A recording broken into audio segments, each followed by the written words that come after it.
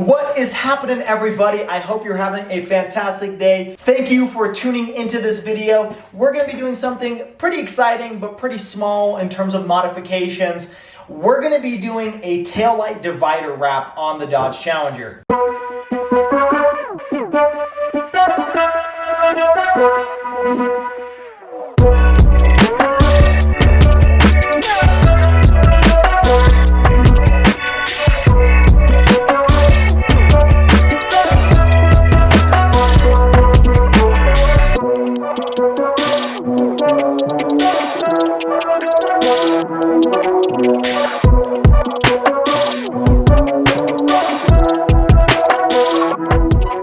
Now, the reason I am sitting back here near the taillights is because I purchased the Luxe Auto Concepts Taillight Divider Wrap. I am sure you guys have seen it on Instagram and YouTube. Essentially, it is just a wrap that covers up this section of the taillights and adds a little bit of spice to the rear end of the car. Now, I'll put a link in the description below because they have a ton of different options that you can choose from. Everything from carbon fiber to satin black to different Challenger emblems to Hellcat and Scat Pack logos. I mean, every single option you can think of they have on their website, so definitely take a look.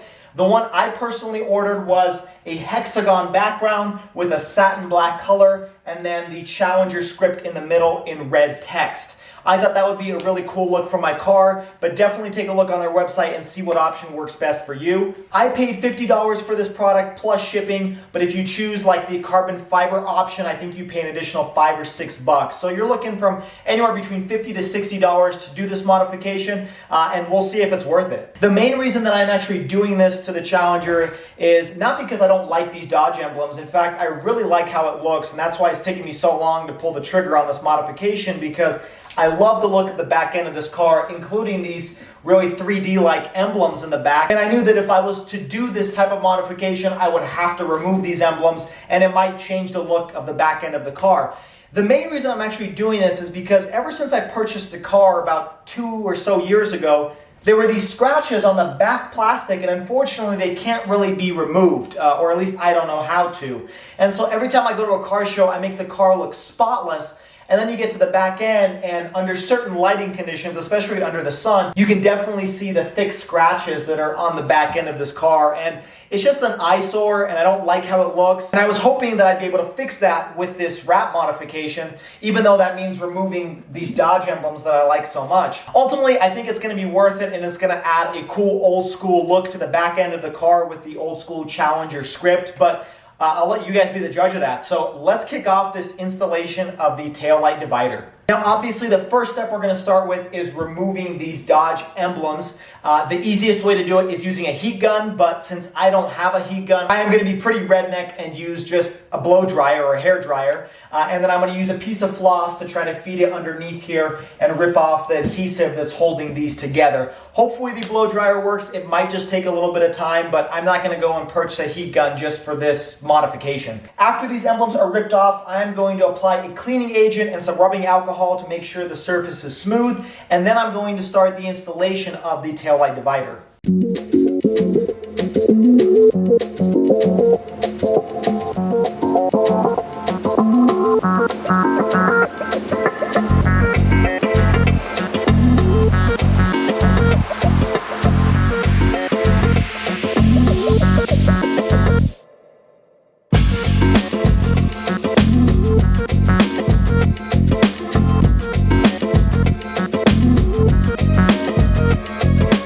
Alright, well, the blow dryer and the floss worked moderately okay. I was able to get the emblems removed. Now I am going to use some cleaning solution and then finish it all off with some rubbing alcohol to make sure the surface is ready for the wrap.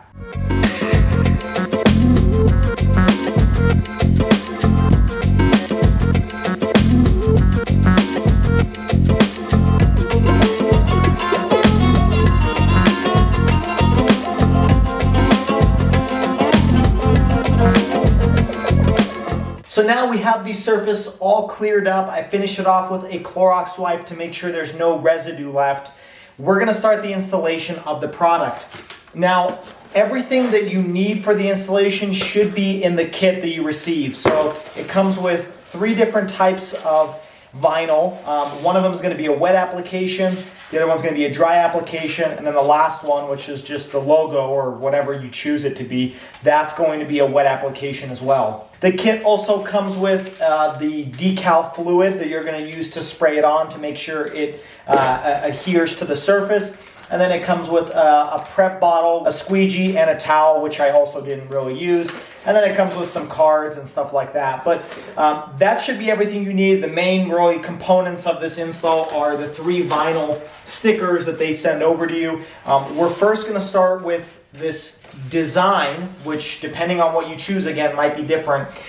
This is going to be a wet application. What I'm first going to do is cut out this border, so remove all of the black pieces and leave just the white border outside of it, and then I'm going to apply it to the back of the car, and then we'll move on to the next step. So keep in mind, again, this is a wet application.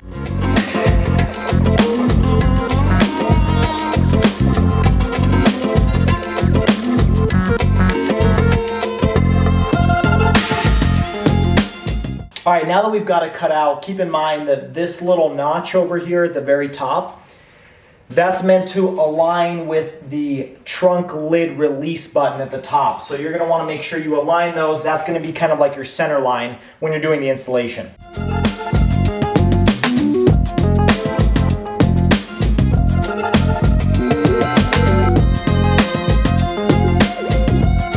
Now once this step is done, you're gonna spray this surface as well as this surface with some of this prep spray that was provided in the box.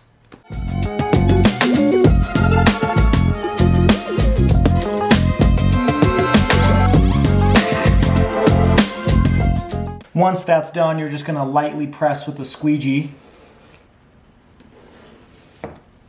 down the middle once and then off to the sides.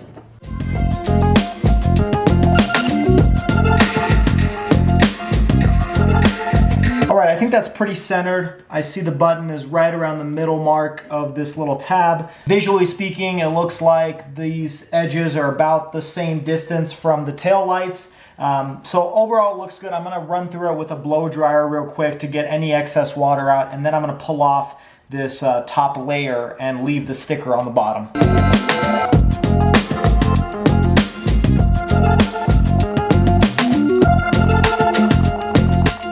All right, that's off, and thank God there's no sticker left on this plastic over here.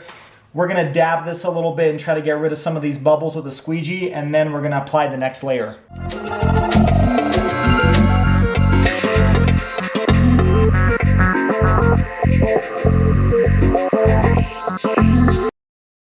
All right, so I got the first layer applied. I squeegeed out a lot of the water that was still left under the sticker, and it's not perfect. I think there's still a little bit of stuff like residue left underneath.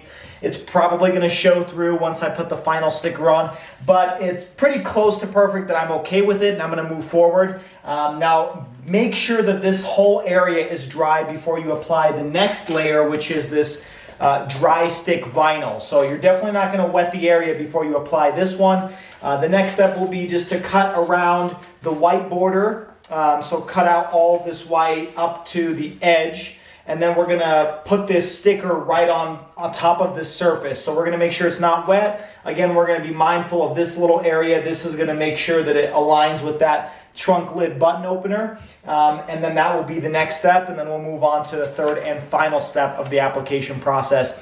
I'd recommend using a blow dryer or something, or a heat gun right now, to make sure there's no water left, because water will make this installation a little bit tricky.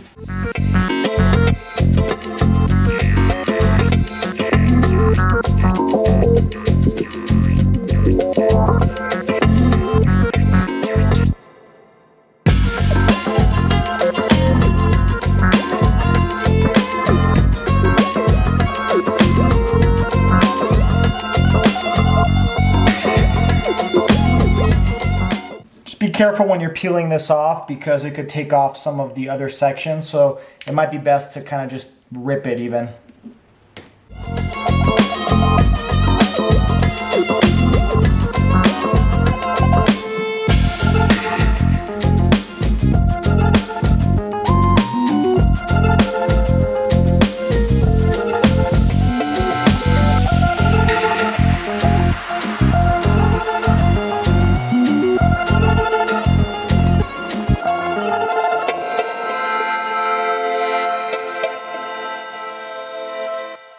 All right, now that we've got it all squeegeed out and cleared up, the second layer is done. Just a quick side note from my experience applying this second layer, I noticed that if I use my hands to rub in certain areas, it looks a lot better than using the squeegee. So you may want to do that to make sure that your lines are crisp and sharp. And then before you apply the third layer, make sure you wipe everything down so that the oil from your fingers doesn't affect the adhesion of the third layer. The third layer, which will be the letters or whatever you choose it to be, whether it's an emblem or some sort of script, we're actually going to cut out along this white border over here, and then we're going to apply it to this little embossed area that already has like Challenger or a Hellcat logo already created into the first layer's design. So it's going to be easy to just to match it up. We're actually going to be using the small decal application fluid instead of the prep spray for this last layer. So the first two layers used the prep spray. This layer is going to use the small decal application fluid. So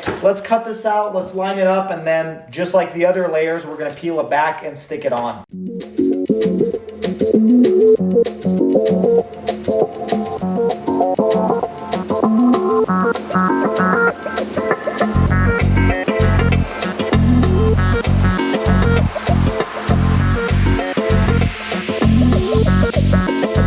Well, there you have it, boys and girls. This is the Challenger Taillight divider in the satin black with the red Challenger script. And overall, I think it turned out really well, especially when you look at the entire back end of the vehicle. I think driving down the road with this old school script is going to look really nice and a very nice nod and throwback to the old school Challengers.